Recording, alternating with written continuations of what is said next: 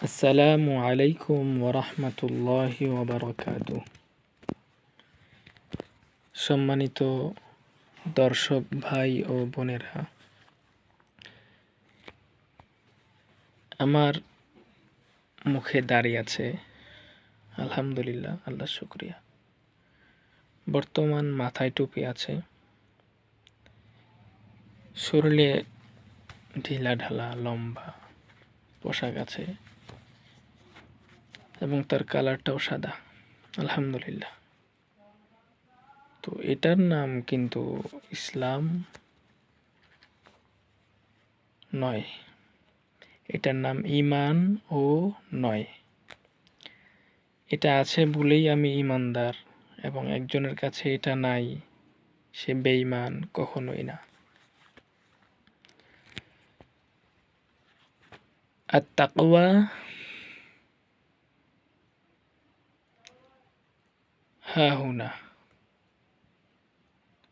মহানবী হযরত মুহাম্মদ সাল্লাল্লাহু আলাইহি ওয়াসাল্লাম বলেছেন, তাকওয়া অন্তরের ব্যাপার। আত-তাকওয়া হাহুনা, তাকওয়া এখানে, অন্তরের ভিতরে। এটা আছে, এটা অতিরিক্ত, আলহামদুলিল্লাহ।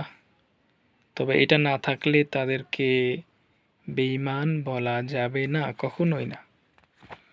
ছোট নজরে তাদেরকে দেখা যাবে না, কখনোই না। দাড়ির যে হাদিস রয়েছে, আল্লাহ নবী সাল্লাল্লাহু আলাইহি ওয়াসাল্লাম বলেন, আউফিরুল লোহা, তোমরা দাড়িকে ছেড়ে দাও, কাটিও না। ওয়াহফুস শাওয়ারিব, মোচকে ছেটে ফেলো। আরেক জায়গায় পাওয়া যায়, খালিফুল মুশরিকিন, তোমরা মুশরিকদের বিপরীত কাজ করো।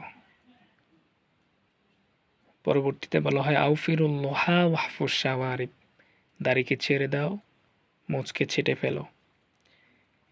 আমরা মুশরিকদেরকে দেখতে পাই, তাদের মোচ গোঁফ অনেক বড় বড়, কিন্তু দাড়ি তাদের নেই, এই জন্য তাদের বিরোধিতা করা। আর দাড়ি মহানবী সাল্লাল্লাহু আলাইহি সাল্লামের একটি সুন্নাত, দাড়িকে কাটা, এটাকে ফাসিক বলা হয়। অর্থাৎ যে দাড়ি কেটেছে, দাড়ি রাখেনি, সে ফাসিক। সে ইবাদত করুক, নামাজ পড়ুক, হজ করুক, সিজদাবনত অবস্থায় থাকুক, তার এই ফাসিকের গুনাহ লিখতে আছে, তবে সে বেঈমান নয়। এবার আমি আপনাকে যে কথাটা বলতে চাচ্ছি সেটা হলো, একজন মানুষ সুদি কারবারে জড়িত। আমরা জানি 4 শ্রেণীর ব্যক্তি থাকে, সুদ নেয়, সুদ দেয়, সুদের সাক্ষী থাকে, এই কাজের সাক্ষী থাকে এবং লেখালেখি করে। উভয় 4 শ্রেণীর মানুষ একই গুনাহগার হবে। আমরা এটাকে অনেক কুদৃষ্টিতে দেখি। এরকম সুদ, যেটা টাকা লেনদেন করা হচ্ছে মাসিক ভিত্তিতে অথবা বাৎসরিক ভিত্তিতে, এটাকে আমরা খারাপ দৃষ্টিতে দেখছি।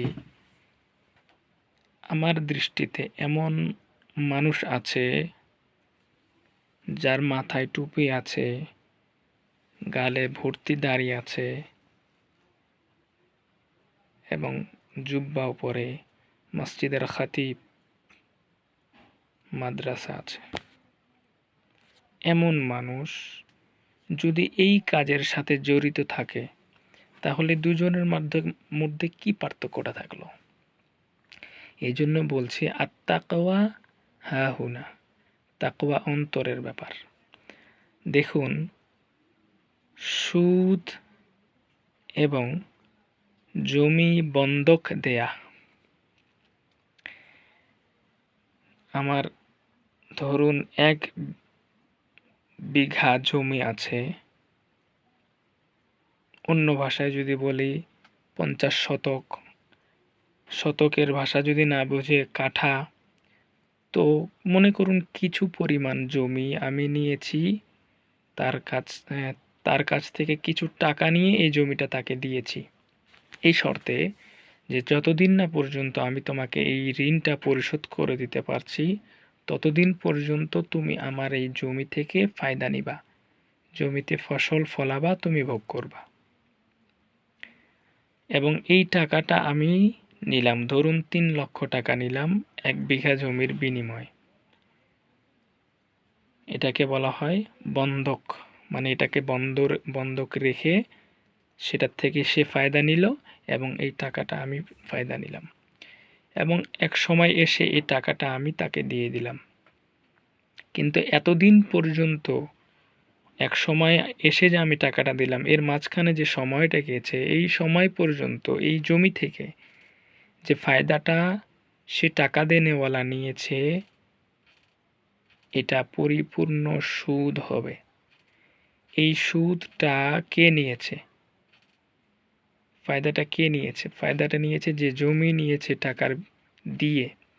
তো সে দিক আর নেক, দেনেওয়ালা লেনেওয়ালা একই গুনাহে গুনাহগার হবে।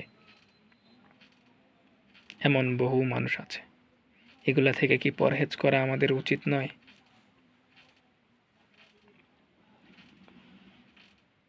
এটা কি ছোট কোনো ব্যাপার? আল্লাহ হিফাজত করুক।